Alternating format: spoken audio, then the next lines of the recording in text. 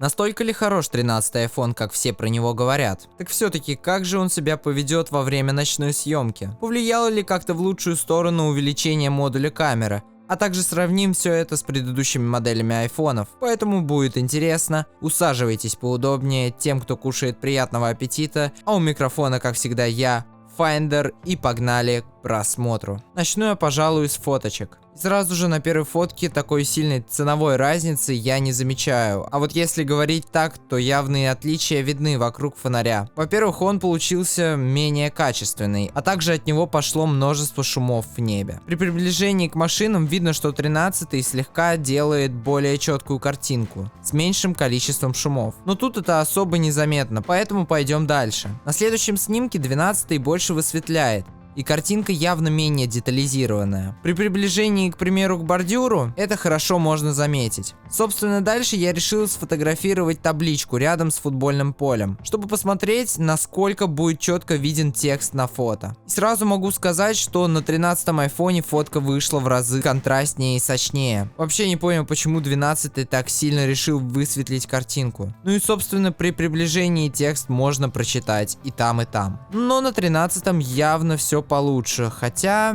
это все может быть из-за того, что свет на 12-м падает по-другому и появляется блик. Также сделал еще вот такую вот фотку, но на ней я останавливаться особо не буду, так как не хочу повторяться. А вот следующая фотка значительно интереснее. Помимо того высветления на 12-м, мы отчетливо можем заметить, как он словил не самый приятный блик от фонаря. И когда мы приближаем к Никите, на щеке происходит каша из пикселей. Ну и конечно же контраст на 13-м получше. Именно на этой фотке явно заметна разница. А уже на следующей фотке 12-й наоборот затемнил. Как раз сейчас можно понять, насколько камера 13-го айфона может пропускать больше света и делать более качественные снимки. А вот про ширик я вообще молчу. Тут вы и сами все выводы можете сделать. Я могу сказать только, что я говорил в предыдущем ролике. А именно то, что широкоформатную камеру они улучшили в разы. И это на самом деле очень круто, так как разница колоссальная. А вот новый режим 3X мне, честно говоря, совсем не зашел. Но тут на самом деле каждому свое. Как по мне, 2.5X на 12-м Pro Max, хоть и сильно высветляет, все равно дает более приятную картинку для глаз. Дальше на фотке мы видим, как 13-й отдает в более синие тона. И делает все контрастным, как и в предыдущие разы. И при довольно сильном приближении мы можем увидеть на 12-м все более детально, но с большим количеством шумов.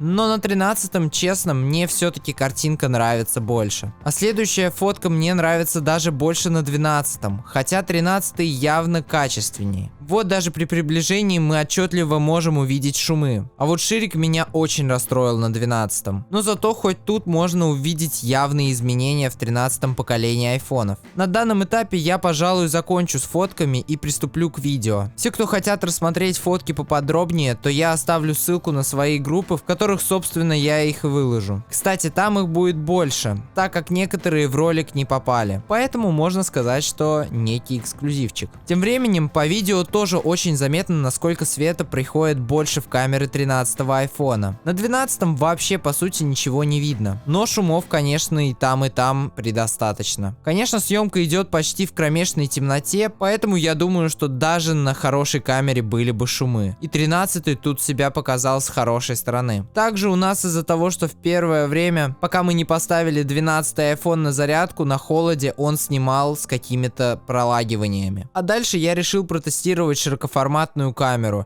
И тут, как из фото, она выдает в разы меньше шумов, и качество на 13-м не сравнить с 12-шкой. Также я чуть-чуть поснимал, как играют футболисты на поле. Про качество явно могу сказать, что на 13-м съемка будет лучше в темноте, чем на всех других телефонах. Apple явно постарались. Но, кстати, при съемке я заметил, что когда ты зумируешь на 12-шке, можно с самого минимального значения приближать до максимального. Но будут видны переходы между камерами. А вот на 13-м моментом перехода не видны, но и приближать можно при съемке не полностью. То есть если в начале съемки у вас будет выставлен ширик 0.5х, то вы максимум сможете приблизить при съемке до 3х, то есть до смены модуля камеры. И как по мне, это отнюдь не прикольно. И напоследок давайте протестируем новый киноэффект режим. Заранее скажу, что нас ждет разочарование. Задний фон не размывается, так как не хватает света, даже если мы включаем фонарик. Поэтому это еще Apple надо будет дорабатывать. А также фан-факт, за время этой съемки у нас 13-й iPhone уже успел залагать и перестал включать фонарик. Но все обошлось, так сказать, перезагрузка нам в помощь. Подводя итоги, могу сказать, что над камерами в этом году явно постарались. И как по мне, сделали максимально жесткий апгрейд ширику. А благодаря увеличению модулей камеры, света стало поступать больше. И теперь ночная съемка на телефон уже не за гранью реальности. А вы что думаете по этому поводу? Стоит ли брать 13-й iPhone? Мне будет крайне интересно почитать ваше мнение в комментариях. А также не забудьте поставить лайк, подписаться на этот канал и тыкнуть в колокольчик. И посмотрите другие ролики по этой теме, они получились максимально прикольные и интересные. А с вами был, как всегда, я, Finder, и увидимся в новых роликах. До скорых встреч,